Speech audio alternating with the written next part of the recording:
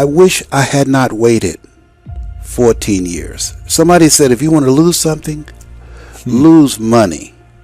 You can get that back. 8 out of 10 millionaires have been financially bankrupt. Walt Disney filed bankruptcy 7 times and had 2 nervous breakdowns. But don't lose time. There were 14 years I sat on the sideline.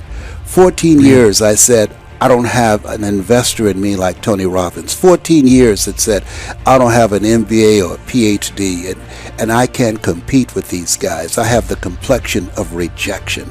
14 years I silenced myself. Wow. And so I regret that, because there are some people that maybe if they'd heard my voice, they would not have turned to drugs.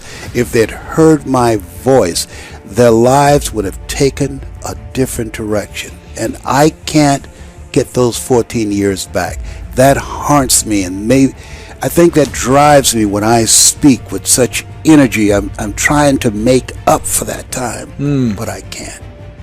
You don't achieve worthwhile goals quickly or easily. They take time. They take struggle. They take relentless pursuit day in and day out. That's what it takes. But also, things don't usually fall apart quickly either. At least at first, it's a slow process. A little slip here, a little setback over there, a little wearing down of discipline and will over time. That's the thing. Success and failure are generally slow processes. Either slowly building things up or gradually tearing them down. And that's why I say you've got to pay attention. You have to watch. You have to watch every single second. Because those seconds, they turn into minutes. And minutes turn into hours. And hours turn into days. And days turn into years. And so, that second that just went by, that counted. And so did that second. And so did that one. And in those precious seconds, you were either building or you were decaying. You were either gaining ground or you were losing ground in that second. And in every second. Every second counts. So make every second count. Should be afraid of taking risks and pursuing something meaningful. But you should be more afraid of staying where you are if it's making you miserable. It's like the first thing you want to do is dispense with the idea that you get to have any permanent security outside of your ability to contend and adapt. It's the same issue with children. It's like you're paying a price by sitting there being miserable. And you might say, well, the devil I know is better than the one I don't. It's like, don't be so sure of that. The clock is ticking. Yeah, and if you're miserable in your job now and you change nothing, in 5 years you'll be much more miserable and you'll be a lot older. It's a luxury to pursue what makes you happy. It's a moral obligation to pursue what you find meaningful. And that doesn't mean it's easy. You know, if you take people, and I've told you this, and you expose them voluntarily to things that they are avoiding and are afraid of, you know, that they know they need to overcome in order to meet their goals, their self-defined goals. If you can teach people to stand up in the face of the things they're afraid of, they get stronger. And you don't know what the upper limits to that are, because you might ask yourself, like, if for 10 years, if you didn't avoid doing what you knew you needed to do, by your own definitions, right, within the value structure that you've created, to the degree that you've done that, what would you be like?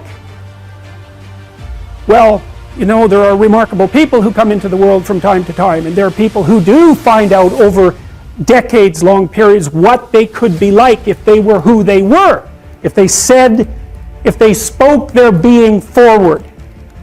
And they get stronger and stronger and stronger, and we don't know the limits to that. We do not know the limits to that. Time is short. What is your life? It's even a vapor that appeareth for a little time and then vanisheth away. If someone had told me when I was 20 years old that life was very short and would pass just like that, I wouldn't have believed it. And if I tell you that, you don't believe it either. I cannot get young people to understand how brief life is, how quickly it passes. It seems like yesterday I was in school.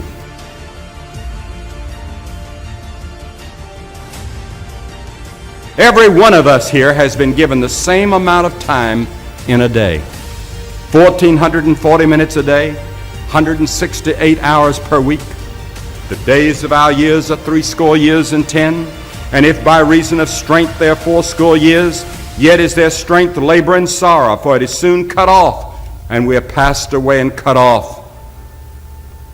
70 years God allows us. And it's interesting to me, with all of our medical science, we've never passed that magic mark. The average American male today lives 70 years and 4 months. The average female, 73 years and 6 months. More people live to be 70, but the average age of an American is still 70 as taught in the scriptures. Now 70 years God allows us. Let's think a moment. What do we do with those 70 years? The first 15 are spent in childhood, and then 20 years we sleep. And then the last 5 years, physical limitations are curtailing your activities. They haven't curtailed mine yet, but my 5th year till 70 starts next year. Only 30 years left, and part of that time must be spent in eating meals, working, and figuring out your income tax, things like that.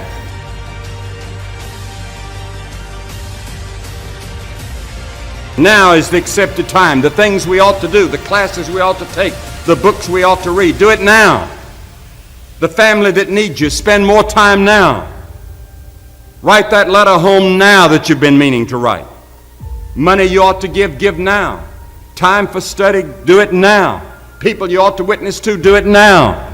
Every time the clock ticks, it seems to say now, today, if you will hear his voice.